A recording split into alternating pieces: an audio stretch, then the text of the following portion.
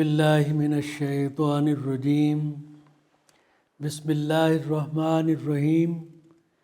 عزیز دوستوں، idea foundation forum میں آپ سب کو خوش آمدید کہتا ہوں۔ کثیریت میں وحدت کے قرآنی فلسفے کے تسلسل میں ہم آئندہ چند لیکچرز میں دیکھیں گے کہ الوہی نظام ہستی کس طرح کائنات اور انسانی معاشرے میں مکمل توازن قائم کیے ہوئے ہے۔ جیسے کہ کائنات کا وجود نظم اور توازن سے قائم ہے، آرڈر اینڈ بیلنس، لہذا یہ نظم و توازن انسانی معاشرے کے وجود کی قائمیت اور فروغ کے لیے بھی اتنے ہی ناگزیر ہیں۔ امن، خوشحالی اور آزادی انسانیت کی فلاح و بہبود کے تین بنیادی عوامل ہیں جو معاشرے میں انصاف، توازن، نظم، اجتماعی مفاد اور داخلی اتحاد سے پروان چڑھتے ہیں، نشو و نما پاتے ہیں۔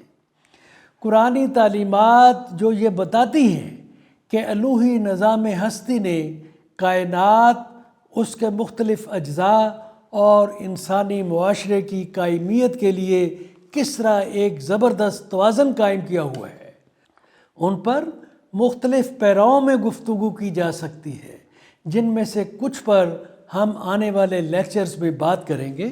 تاہم آج ہم اپنی گفتگو الوہی نظام ہستی اور کائناتی توازن پر مرکوز کریں گے۔ تو عزیز دوستو، 20ویں صدی کے وسط سے مڈ سے متحرک و ارتقاء پذیر کائنات کے تصور نے جامد و لامحدود کائنات کے قدیمی تصور کی جگہ لے لی ہے۔ آج جدید طبیعیات نے ثابت کیا ہے کہ کائنات کی ایک یقینی شروعات ہے، بگننگ ہے۔ یہ تقریباً 13.6 بلین سال قبل ایک بڑے دھماکے کے نتیجے میں ایک لمحہ بھر میں عدم سے وجود میں آئی تھی۔ عدم کیا ہے؟ نتھنگنیس، جب کچھ نہیں تھا، ایک لمحہ بھر میں عدم سے وجود میں آئی تھی، جسے عام طور پر بگ بینگ کے نام سے جانا جاتا ہے۔ تب سے بگ بینگ کے اس وقت سے لے کے اب تک یہ تحریک، تغیر اور توسیع کے مسلسل عمل سے گزر رہی ہے، یعنی کائنات میں مکمل چینج ہے، تبدیلی ہے، تغیر و تبدل ہے، پھیل رہی ہے۔ تاہم سائنسی اعتبار سے کائنات کے تغیر و توسیع کی دریافت محض 20ویں صدی کے آغاز میں ہوئی، جب روسی ماہر طبیعیات الیگزینڈر فریڈمین اور بیلجیم کے ماہر کازمولوجی جارج لیمائٹرے نے اپنے حساب کتاب کی بنیاد پر مسلسل متحرک اور پھیلتی ہوئی کائنات کی تھیوری پیش کی۔ اس تھیوری کی تصدیق امریکی ماہر فلکیات ایڈون ہبل نے 1929 میں ایک دوربین کے ذریعے جمع کیے گئے مشاہداتی اعداد و شمار کی بنیاد پر کی، جس سے معلوم ہوا کہ ستارے اور کہکشائیں مسلسل ایک دوسرے سے دور جا رہے ہیں، یعنی کائنات پھیل رہی ہے۔ سائنس کی اس طرح کی حالیہ دریافتیں در حقیقت قرآن حکیم کی طرف سے تقریباً 1500 سال قبل کائنات کی ابتدا اور اس کی دائمی ارتقاء پذیری، ایٹرنل ایوولوشن کے بارے میں نازل کردہ حقائق کی سچائی کی گواہی دیتی ہے۔ اس تناظر میں قرآنی آیات کی عظمت و منزلت کے اقرار کے لیے یہاں چند آیات کا حوالہ دیا جاتا ہے۔ سورہ الانعام کی آیت 101 میں کائنات کی عدم یعنی لا وجودیت سے تخلیق کو ان الفاظ میں بیان کیا گیا ہے: بدیع السماوات والارض، وہ یعنی اللہ تو آسمانوں اور زمین کا معجد ہے، انوینٹر ہے، کریٹر فرام نتھنگنیس۔ سورہ زاریات کی آیت 47 میں کائنات کی زبردست نظم و ترتیب اور پھیلتی ہوئی فطرت کو بیان کیا گیا ہے۔ وَالسَّمَاءَ بَنَيْنَاهَا بِأَيْدٍ وَإِنَّا لَمُوسِعُونَ۔ آسمان یعنی کائنات کو ہم نے اپنے زور سے بنایا، اللہ فرما رہے ہیں، اور یقیناً ہم کشادگی کرنے والے ہیں، پھیلانے والے ہیں۔ سورہ الرحمن کی آیت 29 میں بیان ہے، يَسْأَلُهُ مَنْ فِي السَّمَاوَاتِ وَالْأَرْضِ كُلَّ يَوْمٍ هُوَ فِي شَأْنٍ۔ آسمانوں اور زمین میں جو کچھ بھی ہے اسی سے رجوع کرتا ہے، اسی سے مانگتا ہے، اپنی فریاد کرتا ہے۔ ہر روز وہ اس کائنات کی شان میں اضافہ کرتا ہے۔ تو عزیز دوستو، کائنات کی فروغ پذیر فطرت کے علاوہ سائنس نے ماضی قریب میں ایسی دریافتیں بھی کی ہیں جو کائنات کے بہت بڑے سائز اور اس کے نظاموں کی کثرت کو ظاہر کرتی ہیں۔ قابل مشاہدہ کائنات یعنی وہ کائنات جس کا مشاہدہ ہو سکتا ہے، پوری کائنات کا ایک بہت ہی چھوٹا سا حصہ ہے۔ ہم اسے آئس برگ کی چھوٹی سی نوک کہہ سکتے ہیں، یعنی ٹپ آف دا آئس برگ۔ کائنات کا یہ چھوٹا سا قابل مشاہدہ حصہ، یعنی پوری کائنات کا ایک چھوٹا سا قابل مشاہدہ حصہ 4% عام مادے، 21% سیاہ مادے یعنی بلیک میٹر اور 75% سیاہ توانائی یعنی بلیک انرجی پر مشتمل ہے۔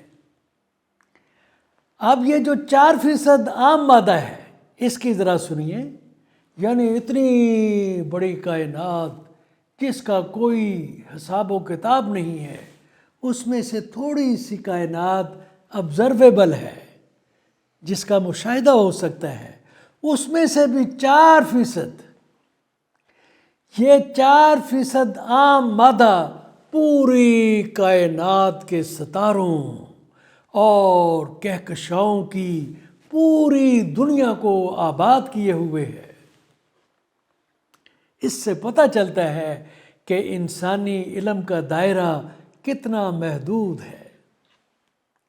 کائنات میں کھربوں ستارے اور کہکشائیں اللہ کے مقرر کردہ الوہی نظام ہستی کے تابع مکمل ہم آہنگی اور توازن برقرار رکھتے ہوئے اپنے اپنے مخصوص مداروں میں محو سفر ہیں، سفر پہ رواں دواں ہیں۔ کہکشائیں، ستارے، سیارے اور سیارچے کیا ہیں؟ سیٹلائٹس اپنے اپنے محوروں کے گرد بھی گھومتے ہیں اور اپنے اپنے نظاموں کے اندر مداروں میں بھی گردش کرتے ہیں، یعنی محور پر بھی گھومتے ہیں لٹو کی طرح، اور مداروں میں بھی گھومتے ہیں سرکلز میں۔ اکثر اوقات اربوں ستاروں پر مشتمل کہکشائیں ایک دوسرے کے راستوں سے گزرتی ہیں، اس کے باوجود کوئی ایسا تصادم نہیں ہوتا کہ کائنات میں عظیم نظم و توازن خراب ہو جائے۔ یہ سب کچھ کائنات اور کائناتی نظاموں کو منظم کرنے والے اس زبردست الوہی نظام ہستی کی یاد دلاتا ہے جسے خدائے مطلق نے قائم کر رکھا ہے۔ کائنات کے ان گنت اجزائے ترکیبی کانسٹیٹوئنٹس اور ان کے حیران کن حجم کے علاوہ ان کی رفتار گردش کی وسعتوں کا زمینی معیارات سے موازنہ کرتے ہوئے ادراک کرنا ممکن ہی نہیں۔ کھربوں یا آکٹیلین ٹن حجم کے ساتھ ستارے اور سیارے اور بے انتہا سائز والی کہکشائیں خلا میں زبردست رفتار سے حرکت کرتی ہیں، موومنٹ کرتی ہیں، گردش کرتی ہیں۔ زمین اپنے محور کے گرد تقریباً 1670 کلومیٹر فی گھنٹہ کی اوسط رفتار سے گھومتی ہے، جبکہ سورج کے گرد اس کی مداری رفتار تقریباً 1,08,000 کلومیٹر فی گھنٹہ ہے۔ اندازہ کیجیے، نظام شمسی یعنی سورج اور اس کے پلینٹس نظام شمسی کہکشاں کے مرکز کے گرد 7,20,000 کلومیٹر فی گھنٹہ کی رفتار سے گھومتا ہے۔ 200 ارب سے زیادہ ستاروں پر مشتمل ملکی وے کہکشاں کی رفتار خلا میں تقریباً 9,50,000 کلومیٹر فی گھنٹہ ہے۔ اب راستوں کی پیچیدگیوں کا تصور کریں۔ جب کھربوں ستارے اور اربوں کہکشائیں اتنی بڑی رفتار کے ساتھ خلا میں گھوم رہی ہوں، ان میں سے ہر ایک کی زندگی اور بقا ہر لمحہ داؤ پر لگی رہتی ہے، خاص طور پر زمین جیسے چھوٹے کائناتی ارکان کی۔ معمولی سا نظاماتی عدم توازن کائنات کی قائمیت پر تباہ کن اثرات کا سبب بن سکتا ہے۔ ایسا کمال کا عظیم توازن ایک یکتا، ایک واحد الوہی نظام ہستی کی موجودگی کی گواہی دیتا ہے، جو کائنات کے ہر ایک عنصر کو اپنی اندرونی ہم آہنگی، قائمیت اور فروغ کے حصول کے لیے اللہ کی مرضی کے مطابق مکمل طور پر کنٹرول کرتا ہے۔ تو میرے عزیز دوستو، فطرت کی جن پہیلیوں کا ذکر کیا گیا ہے، پزلز کا، ابھی تک انسانی سمجھ سے باہر ہے، تاہم قرآن حکیم نے تقریباً 1500 سال قبل ان حیران کن حقائق کے بارے میں انکشافی معلومات فراہم کی ہے۔ انکشافی قرآن حکیم بتاتا ہے کہ کائنات ایک مقصد کے ساتھ بنائی گئی ہے اور یہ اللہ کے قائم کردہ توازن کے مطابق چلتی ہے۔ کائنات میں عظیم توازن اس بات کو ظاہر کرتا ہے کہ تمام آسمانی اجسام مخصوص راستوں پر چلتے ہیں۔ ستارے، سیارے اور سیٹلائٹ اپنے اپنے محور کے گرد گھومتے ہیں اور پہلے سے طے شدہ منصوبے اور مدت کے مطابق متعلقہ نظامات کے مداروں کے ساتھ بھی گردش کرتے ہیں، یعنی محور پر بھی گھومتے ہیں، مداروں پر بھی گردش کرتے ہیں۔ ان کی گردش کی رفتار میں تبدیلیاں اور ان کے باہم اندرونی فاصلے کو ان کی زندگی کے مقرر کردہ دورانیے کے دوران انتہائی مؤثر آپریشنز اور قائمیت کو یقینی بنانے کے لیے ڈیزائن کیا گیا ہے۔ حادثہ نہیں ہے، ڈیزائن کیا گیا ہے۔ ان کی پہلے سے طے شدہ زندگی کی مدت بھر کے لیے ایندھن کے ضروری انتظامات اور اس کے استعمال کے پیمانے طے کر دیے گئے ہیں، اور ان میں سے کوئی بھی خدائی منصوبوں سے انحراف کا متحمل نہیں ہو سکتا۔ مثال کے طور پر سورج ہر سیکنڈ میں 4.3 بلین کلو گرام یا 4 ملین میٹرک ٹن اپنا مادہ انرجی کے پیدا کرنے میں صرف کر دیتا ہے۔ اس شرح سے سورج 10 ٹریلین سالوں میں اپنی تمام تر کمیت یعنی مادہ، توانائی اور روشنی ختم کر چکا ہوگا۔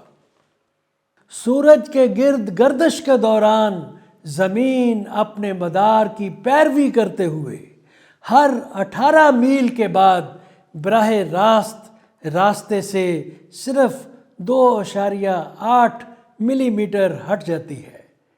یعنی یہ اگر ڈائریکٹ راستہ ہے تو 2.8 ملی میٹر تک آگے پیچھے جاتی ہے، اس سے زیادہ یا کم کی مزاج نہیں ہے، متحمل نہیں ہے۔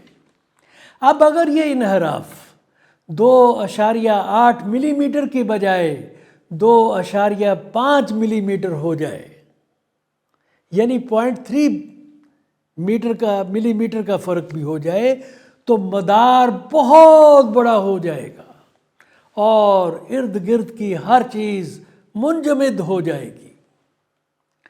اور اگر یہ انحراف 3.1 ملی میٹر ہو جائے، یعنی 0.5 ملی میٹر بڑھ جائے، تو کیا ہوگا؟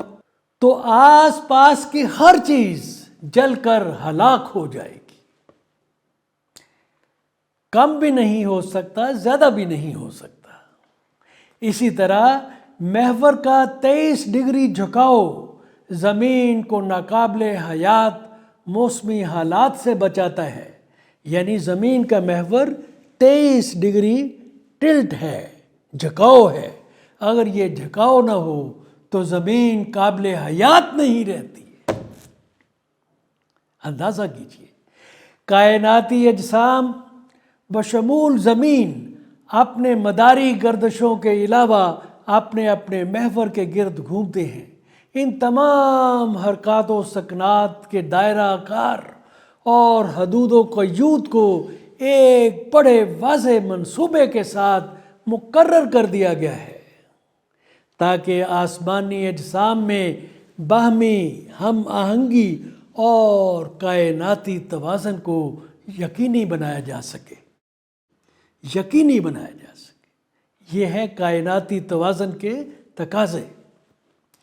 عزیز دوستو، کائنات کے ان حقائق کو سائنس نے حالیہ دور میں جدید مشاہداتی ٹیکنالوجی اور طبیعیات اور فلکیات کے جدید علوم کی بدولت دریافت کیا ہے، جبکہ قرآن حکیم نے انہیں تقریباً 1500 سال قبل انسانوں کی تعلیم کے لیے منکشف کر دیا تھا۔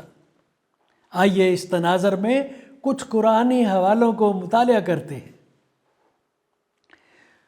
سورہ الاحقاف کی آیت 3 بتاتی ہے کہ تمام کائناتی اجسام ایک مقصد کے تحت اور ایک مخصوص مدت کے لیے بنائے گئے ہیں۔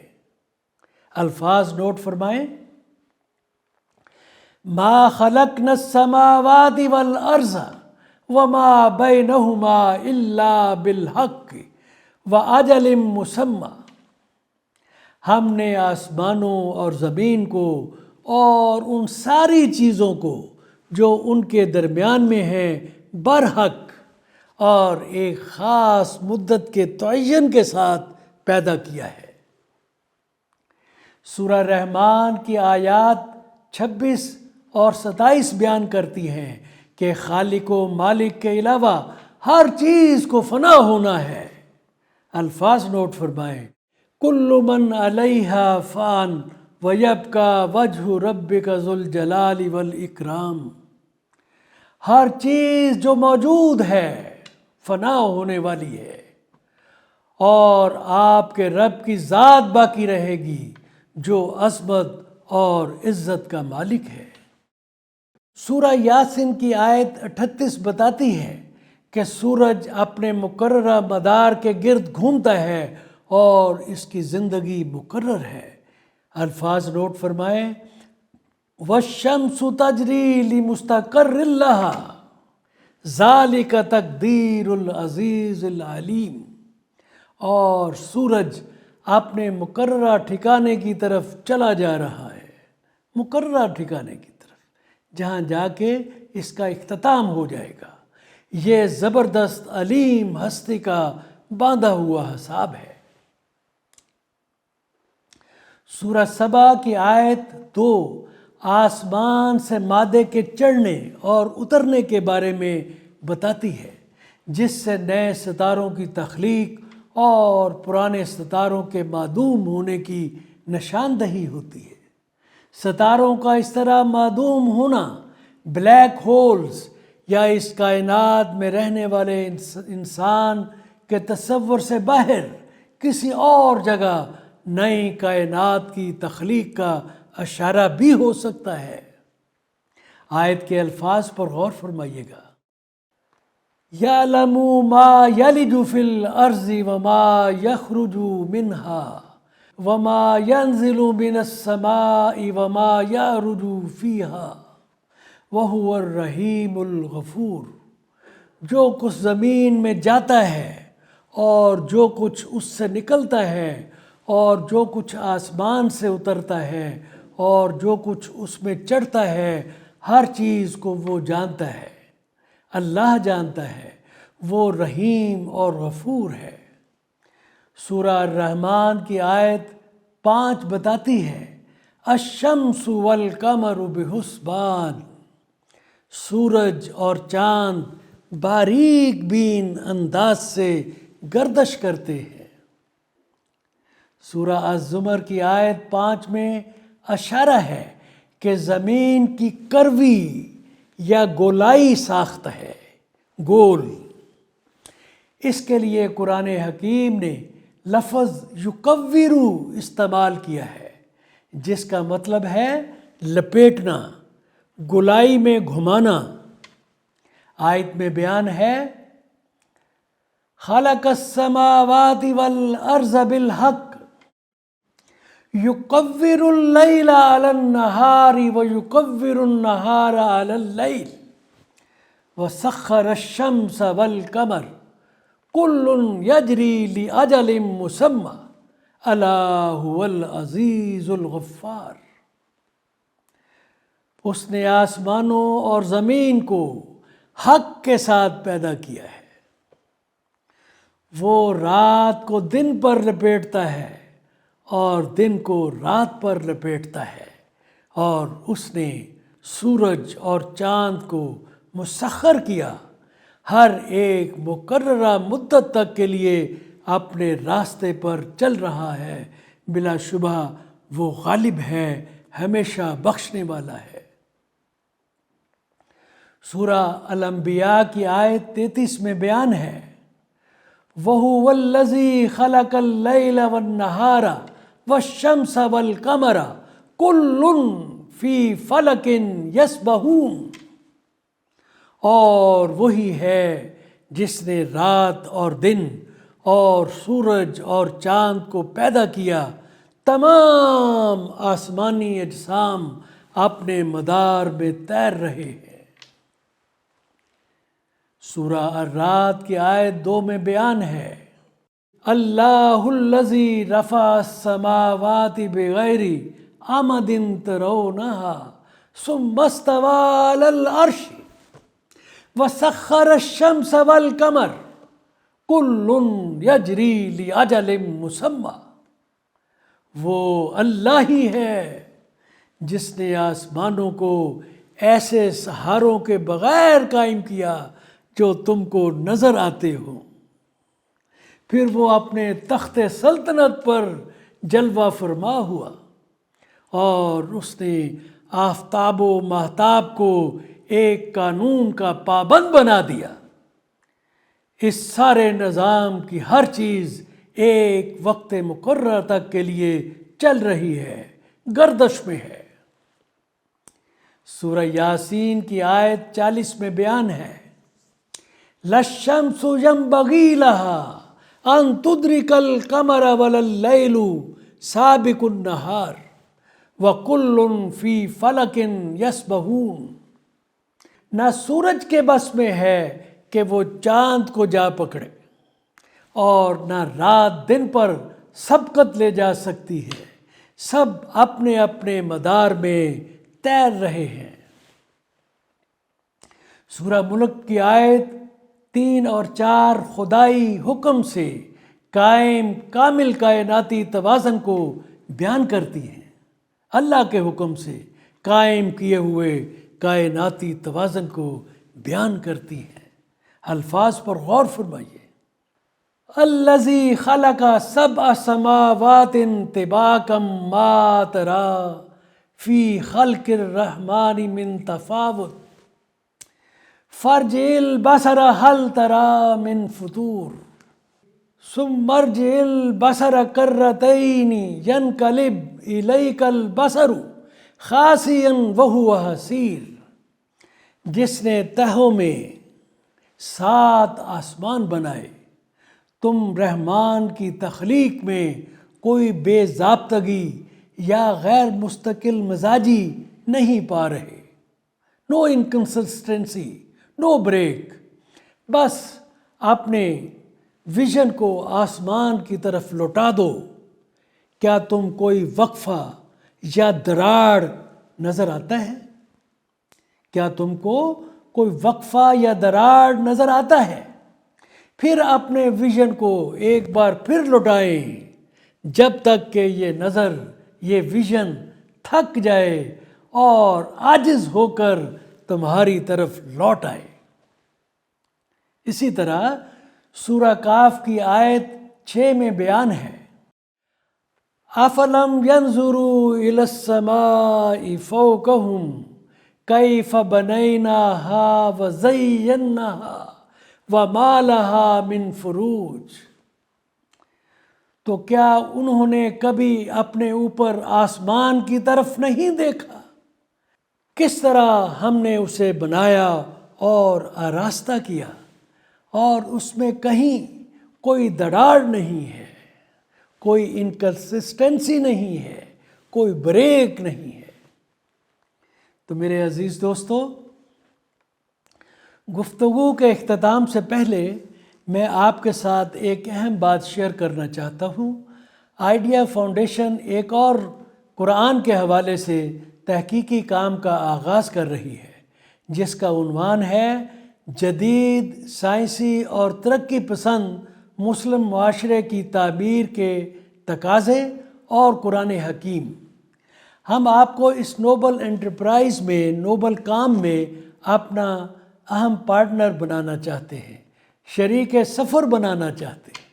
آپ سے گزارش ہے کہ اس مقصد میں شرکت کے لیے جس قدر ہو سکے ممکنہ تقاضوں کی فہرست اور ان سے متعلق اپنی رائے اور دیگر معلومات اسکرین پر دکھائے گئے ای میل ایڈریس پر میل کریں۔